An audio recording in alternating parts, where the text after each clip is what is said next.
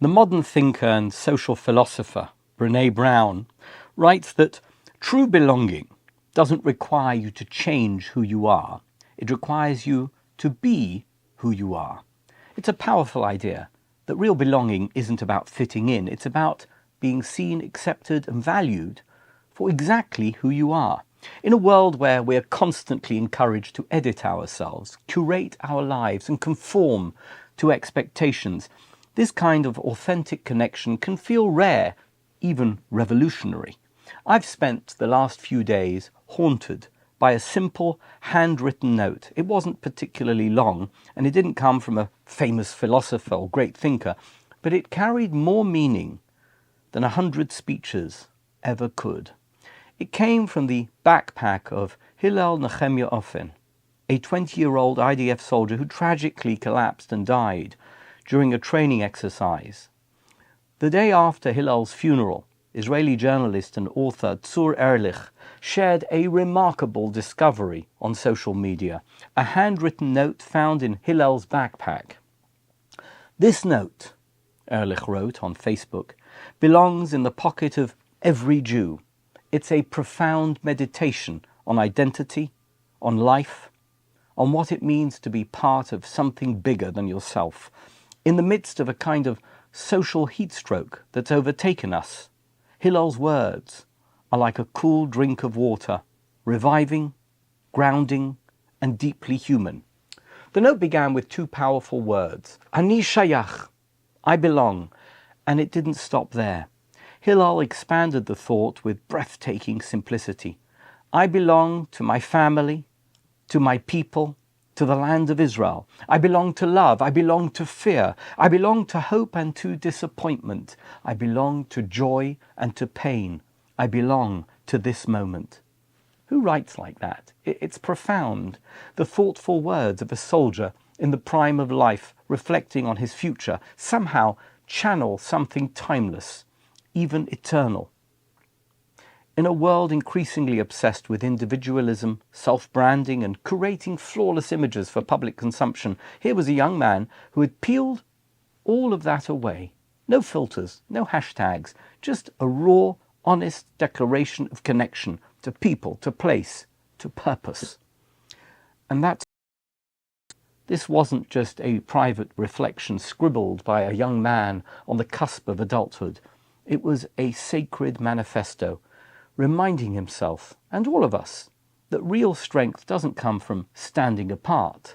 It comes from showing up for each other, for our communities, for something greater than ourselves. And as fate or providence would have it, this week's Torah portion, Pekudei, makes precisely that point, in a different register, but no less powerful. Let me explain. Pekudei is the final portion in the book of Exodus, Shemot. And let's be honest, it's the part many people skim or skip altogether. It's filled with endless inventories of materials used in the Mishkan, the portable sanctuary the Israelites built in the wilderness. Gold clasps, silver sockets, blue and purple yarn, lists of beams and curtains. It reads like a divine DIY instruction for a holy IKEA project. But buried in all that detail is something deeply profound, because the Mishkan wasn't just a mobile synagogue. It was a collective creation, a spiritual home that every Jew had a stake in. The wood was donated. The fabrics were hand-woven by members of the community. The silver came from the half shekel that everyone contributed, rich or poor, no exceptions. Every person was part of it. Every soul was counted. Every Jew belonged. And here's the point. God doesn't need a house. Let's be honest. The Mishkan wasn't for him. It was for them. The people needed it. They needed a house that declared, we are here. We matter. We belong. Just like Hillel Nehemiah Ofen. His quiet note tucked into a backpack was his own small contribution to the broader Mishkan, a deeply personal acknowledgement of his role in his family, his people, and his country. And in making that contribution, he uncovered something essential. I belong. He wrote it without fanfare, without drama, just truth. In doing so, he echoed Pekudei's deeper message that belonging doesn't just happen. It's not accidental. It's something we must build and recognize with care, with intention, by thread, soul by soul. And maybe that's what we've started to forget in our modern world. We've built towers of success, of status, of innovation, but somewhere along the way, we've stopped noticing the granular, sacred details, the threads and clasps that bind us to one another. The Mishkan wasn't about the grandeur of the finished product. It was about the togetherness, the humility, and the shared identity embedded in every piece. It was a space where everyone mattered, a space where everyone belonged. Hillel saw that, and with his passing, he gave us that message.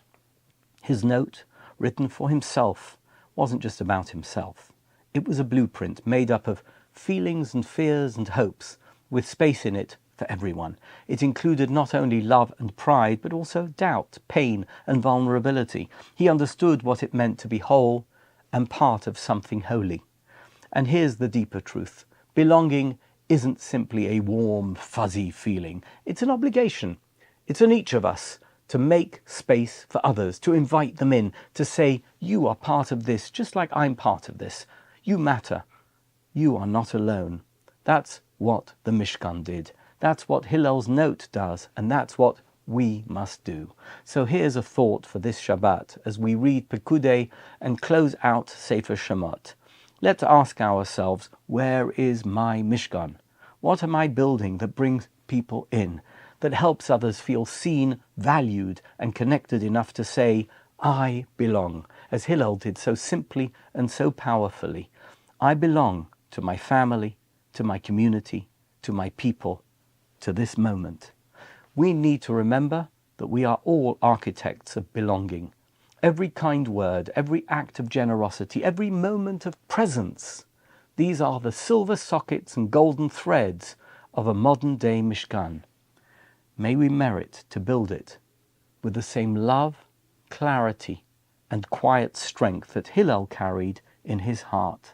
And may we all one day look around at our homes, our communities, our people, and say in unison and without hesitation, Ani Shayach, I belong.